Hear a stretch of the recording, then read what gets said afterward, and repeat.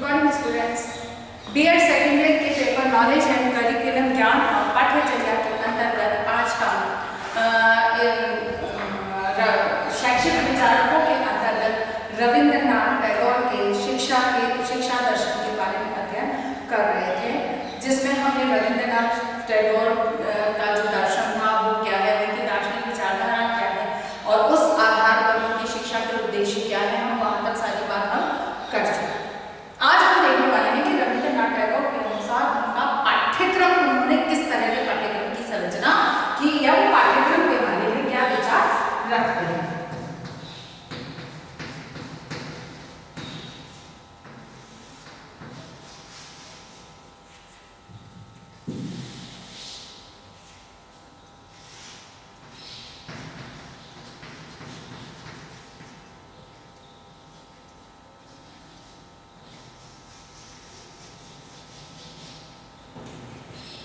जब रविंद्रनाथ टैगोर ने शिक्षा के बारे में ये बात कही कि एक उनका जो एक दर्शन था, दार्शनिक विचारधारा थी, उसके अनुकूल प्रकृति से जुड़े रहना, कि जो कुछ है वो प्रकृति में है। सत्य है कि जो कुछ ज्ञान या जो कुछ भी हमारे अनुभव है वो सभी इस प्रकृति में या इस प्राकृतिक वातावरण में ही उपस्थित है। ज्ञान जो है वो सर्वत्र विद्यमान है, उसी में से व्यक्ति अपनी इच्छा, योग्यता और अपनी क्षमता के अनुसार अर्जित कर पाता है। इस चीज को रविंद्रनाथ टैगोर ने कितने समय पहले देखा, अनुभव किया, उस समय जब मनोविज्ञान जो है अपनी प्रारंभिक अवस्था में, क्योंकि पहले ये एक दर्शन का क्षेत्र था या दर्शन का ही एक भाग था, लेकिन बाद में यह अनुभव किया जाने लगा कि मनोविज्ञान दर्शन का एक भाग मात्र नहीं है, यह एक विषय के रूप में अलग से स्थापित या इसको विषय के रूप में मान्यता दी जानी चाहिए, क्योंकि इसका क्षेत्र बहुत व्यापक है। तो उस मतलब इतने समय पूर्व जब वो प्रारंभिक अवस्था में था, उसी समय मनोवैज्ञानिक दृष्टिकोण से भी अगर बात करते हैं तो रविंद्रनाथ टैगोर ने इस चीज का अनुभव किया था कि अगर हम किसी को कुछ भी सिखाना चाहते हैं, व्यक्ति अर्जित करना चाहता है, तो वह उसकी स्व प्रकृति के अनुसार ही सीख सकता है या अनुभव एकत्रित कर सकता है। हम ये सोचें कि व्यक्ति की प्रकृति कुछ और है, उसका स्वभाव कुछ और है, उसकी रुचि, उसकी क्षमता, योग्यताएं कुछ और है और उससे भिन्न योग्यताओं को वो अर्जित करने का प्रयास करे। बेशक वो अभ्यास के साथ उसे अर्जित तो कर लेगा, लेकिन जितनी सफलता उसके अपने मूल व्यवहार से उसे मिलेगी, उतना कृत्रिम व्यवहार के माध्यम से उसे सफलता प्राप्त नहीं होगी। इसीलिए ये बात स्पष्ट हो जाती है कि मनुष्य, रविंद्रनाथ टैगोर ने भी इसी बात का, क्योंकि एक अनुभव जो मैंने ये बात बार बार कह रही हूँ कि उन्होंने अपने घर में ही एक विद्वत वातावरण को देखा था। विद्वानों की एक जो कहना चाहिए कि झंगट जो था वो उनके परिवार में रहता था। लोगों का पारिवारिक और बाहर के विद्वानों से के विचारों को उन्हें सुनने का अवसर मिला, समझने का अवसर मिला। हर क्षेत्र से संबंधित उनको ज्ञान या कहना चाहिए कि हर क्षेत्र से संबंधित जो सूचनाएं हैं उनको जानने का उन्हें अवसर मिला था।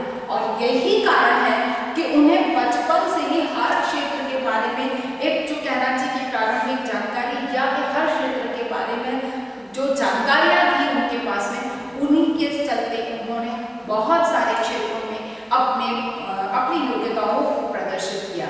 अब यहाँ ये बात उन्होंने कही कि बंधन युक्त वातावरण में सिखाना किसी के लिए संभव नहीं है, सीखना संभव नहीं है। उसे स्वतंत्र वातावरण प्रदान किया जाए, नियमों के अनुकूल हो, लेकिन वो नियम कैसे हो जो उसकी स्वतंत्रता के लिए बाधा उपस्थित ना करते हो। तो उसी के आधार पर उन्होंने शैक्षिक उद्देश्य दिए थे। जब उनकी इतनी प्राकृतिक वातावरण में प्रकृति के अनुसार, व्यक्ति की अपनी प्रकृति के अनुसार उसे सीखने के अवसर की बात कही, या ये कहा जाए कि व्यक्ति को अपनी प्रकृति के अनुसार, योग्यता, रुचि के अनुसार बढ़ने के समस्त अवसर प्रदान किए जाने जाए, तो ये बात बिल्कुल स्पष्ट थी कि उनका पाठ्यक्रम भी उसी पर आधारित होना चाहिए था या उन्होंने उसी पर आधारित दिया होगा। तो हम इसी के बारे में आज चर्चा करेंगे कि उन्होंने पाठ्यक्रम किस तरह का बताया। तो सबसे बड़ी जो इनके पाठ्यक्रम का मूल आधार जो है, हम आधारों की चर्चा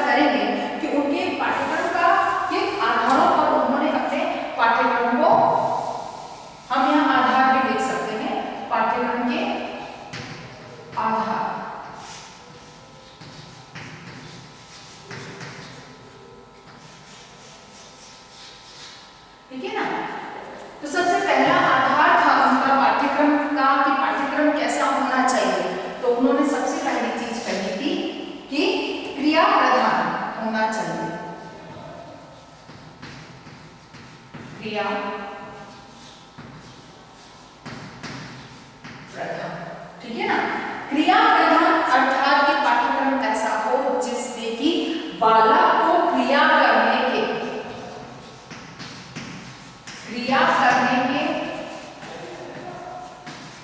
या यूं कहें कि हम उसे कुछ करके सीखने, क्रिया प्रधान पाठ्यक्रम अर्थात कि क्रिया करने के या कुछ करके सीखने के समस्त अवसर उसे उपलब्ध होने चाहिए। क्योंकि जब बालक किसी कार्य को खुद करता है तो खुद करने के साथ जो उसे अनुभव प्राप्त होते हैं वो अनुभव उसे स्थायी ज्ञान की तरफ लेकर जाते हैं और शिक्षा वही है जो बालक को जीवन पर्यंत साथ दे, तभी वह शिक्षा है, अन्यथा वह एकमात्र सूचना है। तो अगर हम ये चाहते हैं कि जो कुछ हमने बालक को सिखाया है वह उसके जीवन पर्यंत हर क्षेत्र में, हर स्थान पर, चाहे किस भी परिस्थिति में, किस भी कहना चाहिए कि पक्ष को लेकर सीखा है, वो भिन्न वातावरण में भी बहुत सहजता से उपयोग कर सके, तो निश्चित है कि उसे इस तरह से प्रदान किया जाए कि वह जीवन पर्यंत उसका साथ दे। और वह तरीका उन्होंने कहा कि क्रिया प्रधान होना अनिवार्य है, क्योंकि करके जो अनुभव प्राप्त है वह स्थायी होते हैं। इसीलिए क्रिया प्रधानता पर बल देने की उन्होंने बात कही कि पाठ्यक्रम क्रिया प्रधान होना चाहिए। दूसरा जो पाठ्यक्रम का आधार है वह है व्यापक पाठ्यक्रम।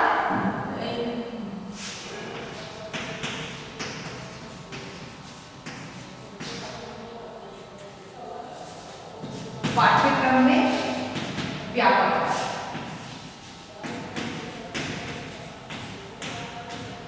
पाठ्यक्रम में व्यापकता, तो ये व्यापकता किस चीज की है? पाठ्यक्रम में व्यापकता वह जो कि उसके जीवन के प्रत्येक पक्ष से संबंधित हो।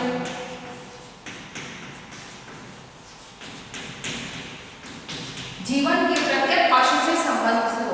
कहने का मतलब यह है कि जीवन के हर क्षेत्र का अनुभव करा सके, जीवन के हर क्षेत्र का उसे ज्ञान करा सके, जीवन के हर क्षेत्र से संबंधित उसे समायोजन के लिए तैयार कर सके, वही शिक्षा होनी चाहिए। अर्थात वो शिक्षा कब होगी?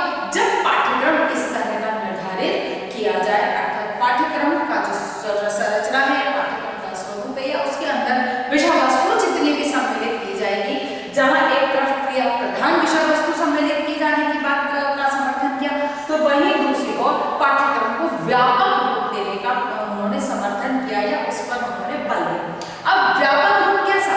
जिसमें कि जीवन के हर क्षेत्र से संबंधित बालक को ज्ञान प्राप्त हो सके, क्योंकि जीवन जीने के लिए उसे हर क्षेत्र का, ऐसा नहीं है कि व्यक्ति को जिस क्षेत्र में कमजोर है वो उससे संबंधित उसको जीवन की कोई कार्य करने ही ना पड़े, ऐसा नहीं है।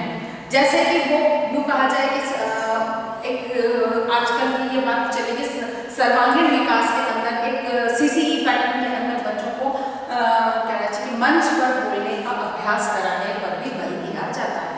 वो आवश्यक नहीं है कि हर व्यक्ति को इसकी आवश्यकता पड़े, लेकिन कभी तो ऐसा होता है कि आपको एक बड़े जनसमूह या 10 लोगों के बीच में भी कुछ बोलना पड़ता है, तो ऐसे में आप उससे बच तो नहीं सकेंगे। तो ये भी एक पक्ष है जीवन का। जीवन जीने के लिए आपको बहुत सारे संसाधनों की आवश्यकता होती है। अब हम वाणिज्य से नहीं है, लेकिन हमें हमारे घर का बजट बनाना होता है कि किस तरह से हमें हमारे घर को सुचारू और सही ढंग से चलाना है। तो ये हम वाणिज्य तो नहीं पढ़ते, कॉमर्स हम नहीं लेते, लेकिन हमें उससे भी ज्ञान होता है, हम उसके बारे में भी सक्षम हैं, हम उस कार्य को कर सकते हैं। तो वो कैसे है कि शिक्षा हमें प्रारंभ से ही इस चीज के लिए तैयार करती है। चाहे हम अर्थशास्त्र के माध्यम से पढ़ते हैं, चाहे हम नागरिक शास्त्र के माध्यम से पढ़ते हैं कि किस तरह से बजट सरकार के द्वारा कैसे बजट बनाया जाता है। सिर्फ वह चीज हम नागरिक शास्त्र में, पॉलिटिकल साइंस में पढ़ते हैं कि हाँ किस तरह से हम उसको सुनते भी हैं, तो वही चीज हम अपने छोटे से पारिवारिक कहना चाहिए कि खर्चों को या आर्थिक व्यवस्थाओं को व्यवस्थित करने के लिए हम ऐसा कर सकते हैं। तो कहने का मतलब क्या है कि हमें जीवन के हर पक्ष से संबंधित, जीवन की जिस भी क्षेत्र में व्यक्ति को कार्य करना है या जीवन जीने के लिए उसे हर कला का ज्ञान होना आवश्यक है और पाठ्यक्रम में ये चीजें होनी चाहिए, वही पाठ्यक्रम उपयोगी और उन्नत माना जा सकता है। दूसरी बात रविंद्रनाथ टैगोर ने कही थी कि राष्ट्रीय भाषा एवं संस्कृति के साथ अंतरराष्ट्रीय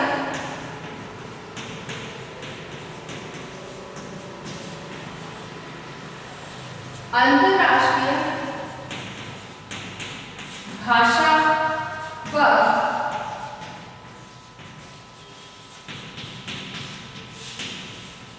संस्कृति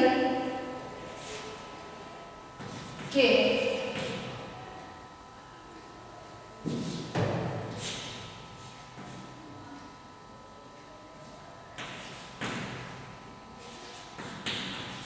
ज्ञान पर बल। रविंद्रनाथ टैगोर ने राष्ट्रीय भाषा और संस्कृति के साथ में अंतरराष्ट्रीय भाषा और संस्कृति पर भी बल, क्योंकि एक हमारा जो दायरा है हम लोगों का, या यूं कहा जाए कि एक व्यक्ति का जो दायरा है वो केवल अपने राष्ट्र तक ही सीमित नहीं है वर्तमान में, क्योंकि वर्तमान में हमें अपने राष्ट्र से निकलकर और ग्लोबली हमें इस कार्य को करना होता है। तो ऐसे में ये बहुत आवश्यक हो जाता है कि हमें अंतरराष्ट्रीय भाषा और संस्कृति का ज्ञान भी होना चाहिए। अगर अंतरराष्ट्रीय भाषा का हमें ज्ञान नहीं है, क्योंकि जैसे कि अंतरराष्ट्रीय भाषा कौन सी है, अंग्रेजी को अंतरराष्ट्रीय भाषा माना जाता है। अगर हमें उसका ज्ञान नहीं है तो हम किसी अन्य राष्ट्र में जाते हैं तो वहाँ के लोगों से हम कम्युनिकेशन नहीं कर पाएंगे, उनसे हम बातचीत नहीं कर पाएंगे, अपनी बात को उन्हें कह सुन नहीं समझा पाएंगे या उनकी बात को हम समझ नहीं पाएंगे। ऐसे में बहुत सारी समस्याओं का सामना हमें करना पड़ सकता है। इसीलिए अंतरराष्ट्रीय भाषा के ज्ञान का और संस्कृति को समझने का भी उन्होंने समर्थन किया। यानी कहने का मतलब है कि वे भारतीय भाषा और संस्कृति के अनन्य भक्त थे, वे इसके विकास में सर्वाधिक बल देते थे, इसीलिए उन्होंने पाठ्यक्रम की व्यापकता पर बल दिया। लेकिन उन्होंने ये बात भी कही कि हम केवल कुएं के मेंढक बनकर नहीं रह सकते हैं।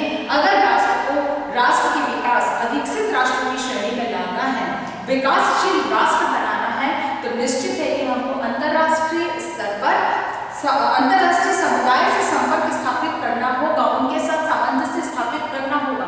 और ये चीज कब होगी? जब हम उनकी भाषा, सभ्यता और संस्कृति के बारे में जानकारी रखते होंगे। तो यही बात इसीलिए उन्होंने इस बात का समर्थन किया कि पाठ्यक्रम के अंतर्गत राष्ट्रीय भाषा और संस्कृति के साथ साथ में अंतरराष्ट्रीय भाषा और संस्कृति के ज्ञान पर भी बल दिया, या उनको भी पाठ्यक्रम में सम्मिलित किए जाने पर उन्होंने बल दिया। क्योंकि हम अपने आप का अपना विकास करना चाहते हैं तो हम विकसित राष्ट्रों की सभ्यता और संस्कृति के बारे में अध्ययन या उनको पढ़ने या समझने का हम कब प्रयास कर सकते हैं? जब हमें भी रुचि भी कब आएगी?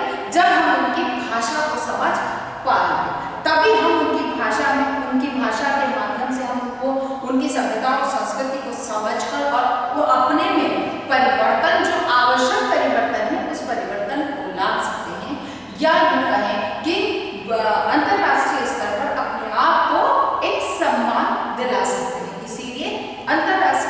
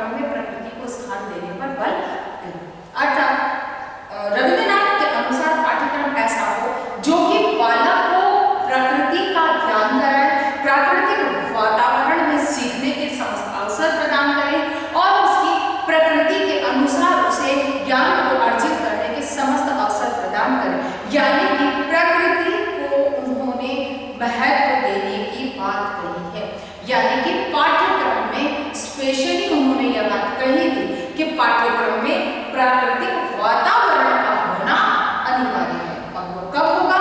जब पाठ्यक्रम का निर्माण इस तरह से किया जाए जिसमें बालक को अपनी प्रकृति के अनुसार आगे बढ़ने के समस्त अवसर प्राप्त हो, अपने प्राकृतिक वातावरण में ही वो हर चीज को सीख समझ सके और इस प्रकृति को जानने के उसे समस्त अवसर प्राप्त हो, तभी वह एक कहना चाहिए कि गुणात्मक विकास कर सकता है या उन्नतिशील विकास बालक का हो सकता है। इसीलिए प्रकृति का भी उन्होंने पाठ्यक्रम में स्थान देने पर बल। फिर बात है ललित कलाओं का को महत्व।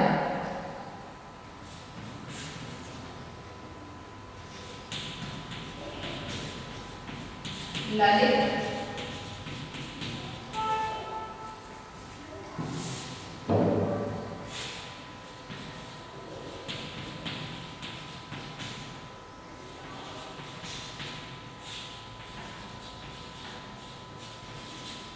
कलाओं को महत्व। रविंद्रनाथ टैगोर ने ललित कलाओं को भी पूरा महत्व दिया था। उन्होंने ये कहा था कि व्यक्ति को विभिन्न प्रकार की कलाओं का ज्ञान होना चाहिए और वो जिस कला को अपने योग्य समझता है या अपने आप को उसके योग्य समझता है या उसकी रुचि क्षमताएं जिस कला के लिए है उसे उस कला में आगे बढ़ना चाहिए। क्यों कलाओं पर उन्होंने बल क्यों दिया? क्योंकि कलाएं वे हैं जो व्यक्ति को प्राकृतिक से पढ़ने का अवसर प्रदान करते हैं।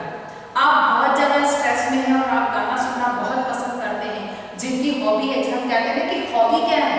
हॉबी अगर आपकी गाना सुनना है और आप बहुत ज्यादा स्ट्रेस में हैं, बहुत ज्यादा तनाव में हैं, तो आप गाना सुन लीजिए, तो निश्चित आप गाना सुनने लगते हैं, आपका सारा तनाव स्ट्रेस दूर हो जाता है। तो इसके पीछे कारण क्या है? कि ये मन को सुकून प्रदान करते हैं, आनंद प्रदान करते हैं, कि मनुष्य के जीवन के लिए बहुत अनिवार्य है कि आनंद की प्राप्ति होना, क्योंकि वो हर चीज की सफलता को कब प्राप्त कर पाएगा? जब उसमें वह आनंद की अनुभूति करेगा। और आनंद की अनुभूति कब करेगा? जब उसे वास्तविक कलाओं के बारे में, सौंदर्य का उसे ज्ञान होगा। क्योंकि जब तक वो सौंदर्य क्या है उस चीज को नहीं समझेगा तो वो किसी भी विषय की सुंदरता को नहीं समझ पाएगा। चाहे कोई भी विषय, हम कहते हैं कि विज्ञान है, एक विषय है, एक गंभीर विषय है, उसमें गंभीर विषय वस्तु सम्मिलित होती है। लेकिन अगर हम सौंदर्यीकरण के दृष्टिकोण से देखें तो उसमें भी बहुत सारे, अगर उसको बहुत सही ढंग से और क्रमबद्ध तरीके से और बहुत रिदम, क्या कहना चाहिए कि एक क्रम के बाद तालमेल, रिदम के साथ, रिदम का तालमेल, क्रम के अनुसार एक से दूसरे का सही सामंजस्य या तालमेल प्रदर्शित करते हुए अगर विषय वस्तु बालक के सामने आती है तो बालक उसमें आनंद की अनुभूति करता है। तो कहने का मतलब ये हो जाता है कि जब हम विभिन्न कलाओं ललित कलाओं को बल देने का मूल कारण क्या था? कि सौंदर्य अनुभूति होना, कि सुंदरता क्या होगी, कि जब व्यक्ति के मन में किसी चीज को, सुंदरता को देखने की नजरिया विकसित होता है, उसका दृष्टिकोण सौंदर्यात्मक होता है, कि वो हर चीज की सुंदरता को देखना चाहता है, तो निश्चित है कि उससे संबंधित उसके जो विचारधारा है, उसकी अभिव्यक्ति है, वह सकारात्मक होती है, पॉजिटिव होती है। तो ऐसे में बहुत जरूरी होता है कि एक व्यक्ति या एक बालक में सौंदर्यात्मक गुणों का विकास होना चाहिए। और वो कब होगा? जब विभिन्न प्रकार की ललित कलाओं का ज्ञान उसको होगा। अब ललित कलाओं में क्या है? खाली एक या दो ललित कलाओं में अधिकांश रूप से क्या होता है कि हम ललित कला की बात करते हैं तो चित्रकला पर ही हमारा ध्यान जाता है। केवल चित्रकला पर, अधिकांश रूप से ललित कलाओं में जो होता है वो चित्रकला पर ध्यान जाता है। लेकिन चित्रकला नहीं है इसके अंदर। चित्रकला भी ललित कला के अंदर आती है, कविता लेखन भी ललित कला में आ सकता है, क्योंकि ये भी एक कला है। क्योंकि आप कविता कब लिख सकेंगे? जब आप में उस सौंदर्य को देखने की क्षमता होगी। वीर रस की कविता लिखी जाती है तो आप में इतनी क्षमता हो कि किसी वीर रस की कल्पना, आप वीरता की कल्पना कर सके। वो कब होगा? जब आप में एक सौंदर्य के प्रति जो अभिवृत्ति होगी वो उसी तरह की होगी। तो यही चीज है कि जहाँ चित्रकला की बात आती है वहां पर हम कविता लेखन की बात कर सकते हैं, गायन की बात कर सकते हैं, नृत्य,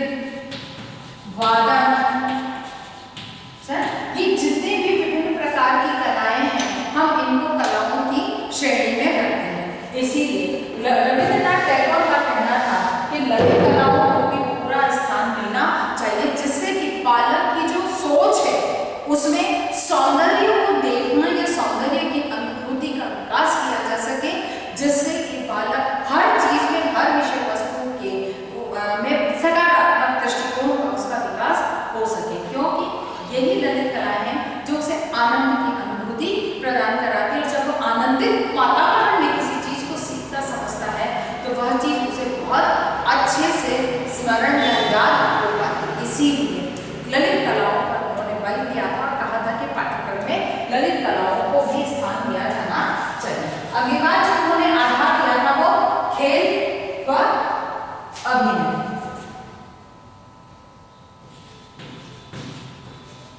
खेल व अभिनय, ठीक है ना। खेल व अभिनय पर भी इन्होंने बल दिया था कि खेलों को भी बच्चों के लिए, क्योंकि हर कोई ललित कला में एक्सपर्ट नहीं हो सकता या रुचि होके भी वो दूसरे अन्य, क्योंकि शारीरिक क्षमताओं का भी कहते हैं कि जो बच्चे में एक्स्ट्रा एनर्जी होती है, तो उस एक्स्ट्रा एनर्जी का कहते हैं कि बच्चा बहुत हाइपर है का मतलब क्या होगा कि उसमें एक्स्ट्रा एनर्जी, उस एक्स्ट्रा एनर्जी को अगर किल नहीं किया जाए अर्थात उसका उपयोग नहीं किया जाएगा, तो निश्चित है कि वह अपनी इस एनर्जी का उपयोग करने के लिए किसी अन्य क्षेत्र में अपनी मानसिकता के, अपनी सोच, अपनी इच्छा के अनुसार वह उस क्षेत्र में कार्य करेगा। और उसको हो सकता है कि कभी-कभी बच्चे गलत रास्ते पे भी निकल जाते हैं। तो ऐसे में बच्चों को नियंत्रित यानी कि एक स्व अनुशासन की भावना का विकास करने के लिए, स्व अनुशासन की प्रवृत्ति का विकास करने के लिए अनिवार्य होता है कि जहाँ हमको ललित कलाओं से प्रेरित करें, वहीं में खेल और अभिनय का रूप में अभ्यास हो, क्योंकि उसकी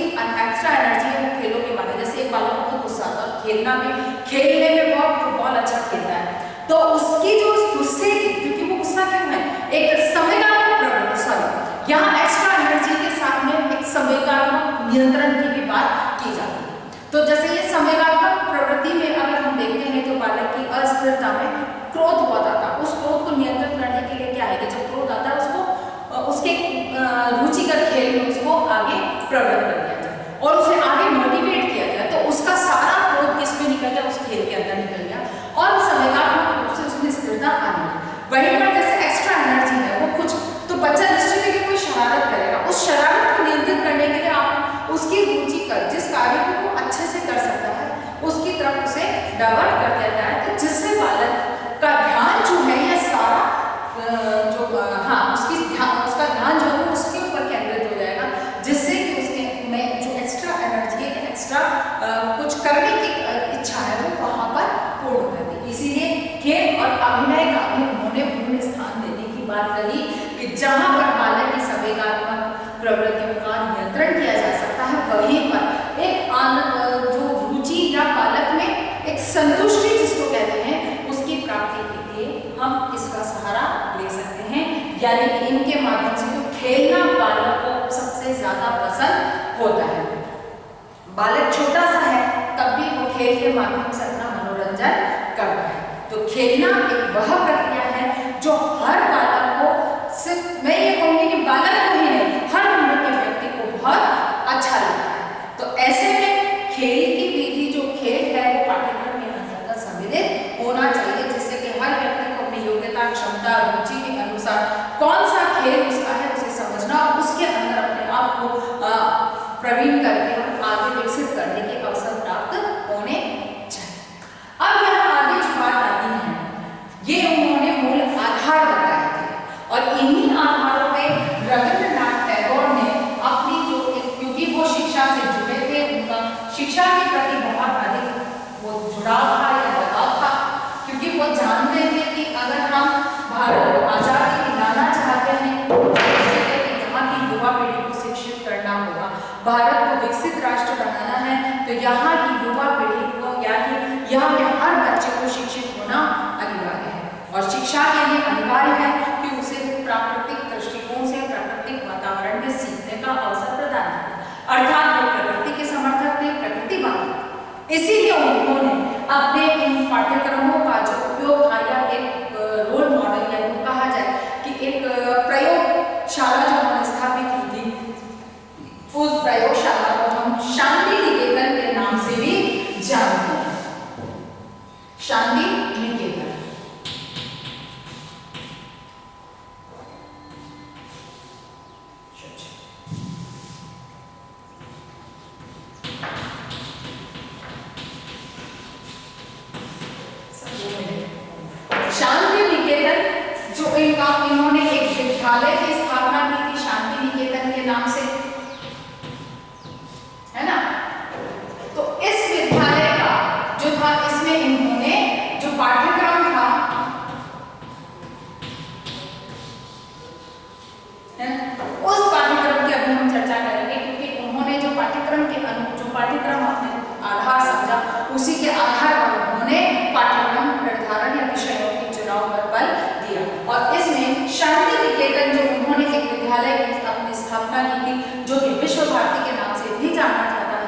उसमें जो उन्होंने पाठ्यक्रम के, क्योंकि यह एक शांति निकेतन प्राकृतिक वातावरण में था, कोई एक निश्चित भवन में कहा जाए कि भवन जो अभी वर्तमान में है कि एक निश्चित भवन के अंदर एक निश्चित कक्षा के अंदर बालक अध्ययन करेगा, उस चीज पर उन्होंने मतलब उस चीज का समर्थन उन्होंने नहीं किया था।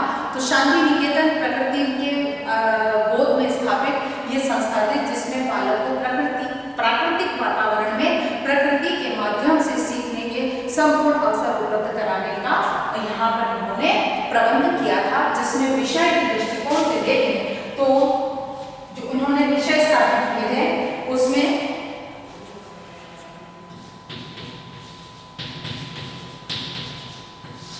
मूल विषयों की बात की जाए तो उन्होंने मातृभाषा,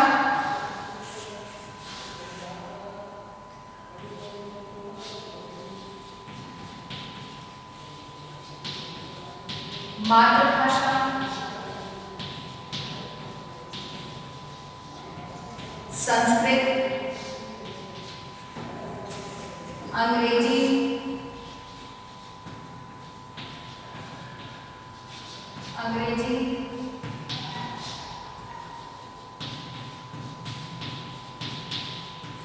इतिहास, भूगोल,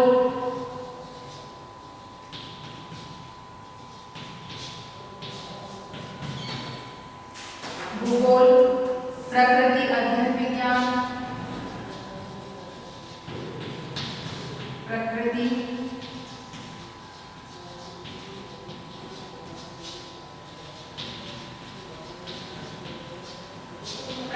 अध्ययन विज्ञान, कला,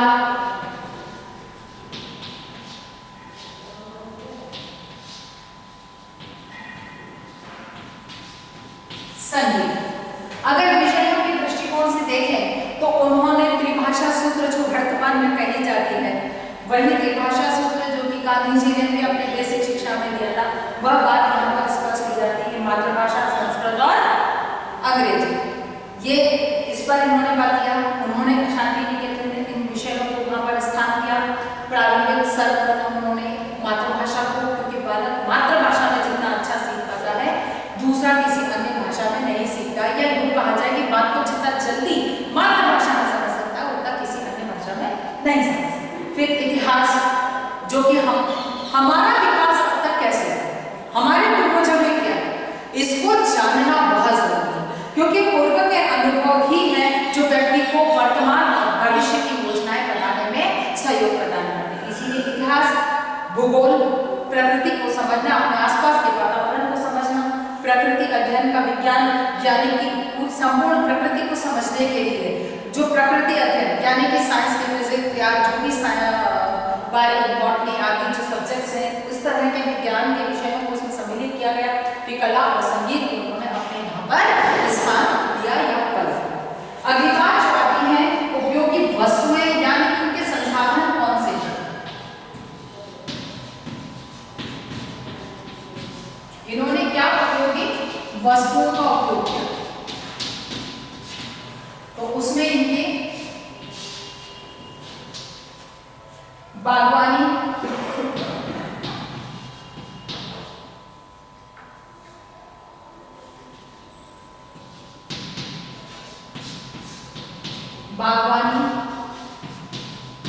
कृषि, क्षेत्र अध्ययन,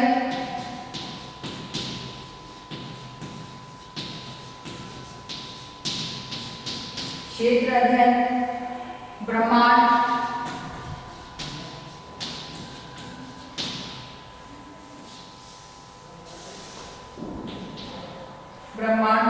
वस्तु संग्रह,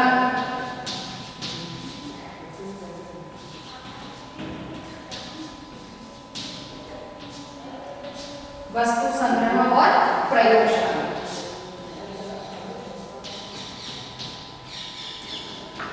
इनको स्थान दिया। और अन्य क्रियाओं में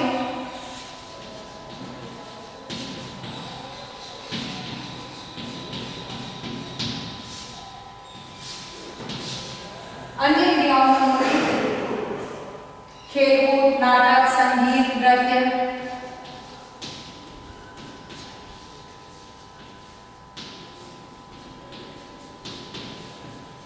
नाटक,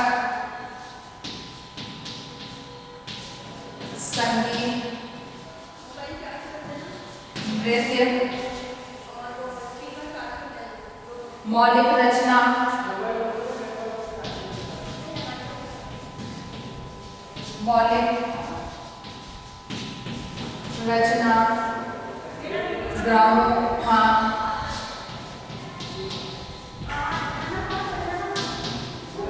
ग्रामोफोन, व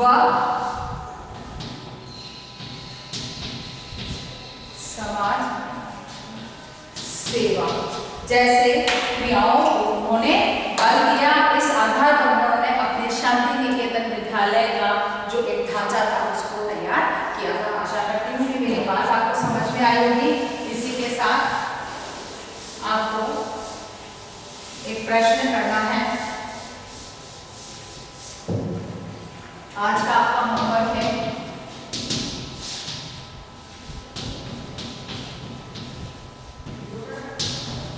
रविंद्रनाथ द्वारा